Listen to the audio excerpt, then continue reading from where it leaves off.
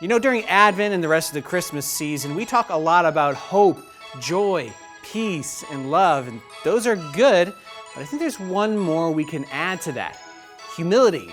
This is a 5-minute sermon.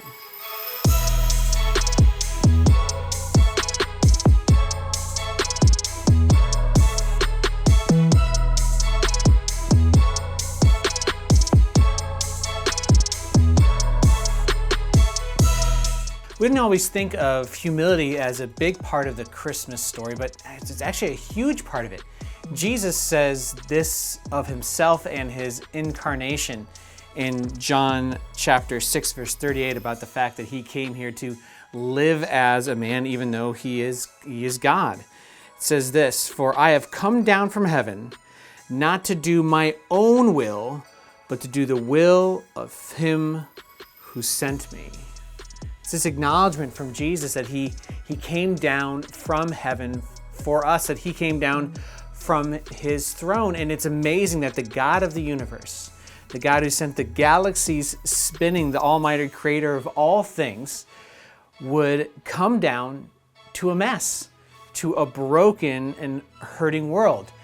Jesus could have come down on a flaming horse with angels behind him to make the world right. But the story of Christmas and the story of Jesus coming down for us to fix things between God and his people is one of humility.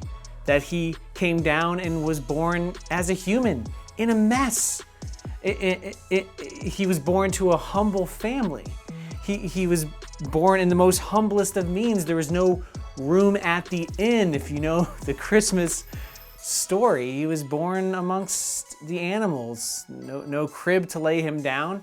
He was laid in a manger where animals will feed. That's not how you treat the king of the universe. That's not how you would treat any king. Listen, the king has his horses brought to him. The king doesn't even go into the barn. Yet when God wanted to come for us, he chose to come in Jesus in the most humble way possible to show us something.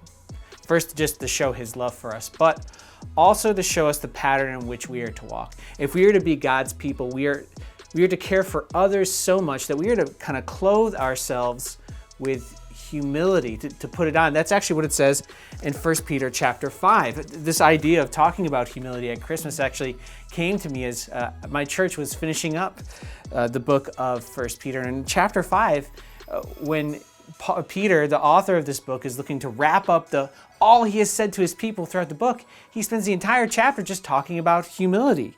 He says to clothe yourself in humility towards one another, for God opposes the proud and gives grace to the humble. And then it says, humble yourselves before the mighty hand of God. In fact, I think this is the mistake we make with humility.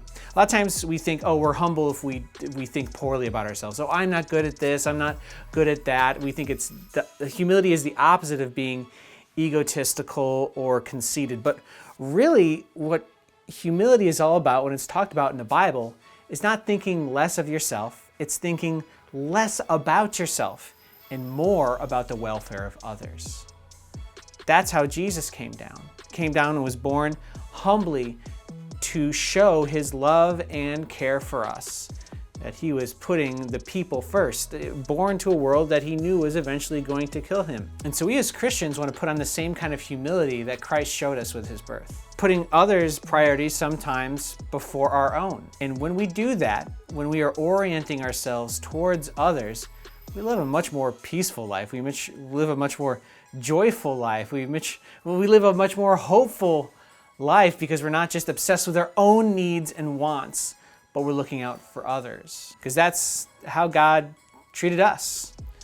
He put us first. That when Jesus came to be born as a baby, he grew up. And when he grew up and worked through his ministry, he eventually died on the cross for our sins. Putting our welfare before his welfare as God wrapped in real human flesh.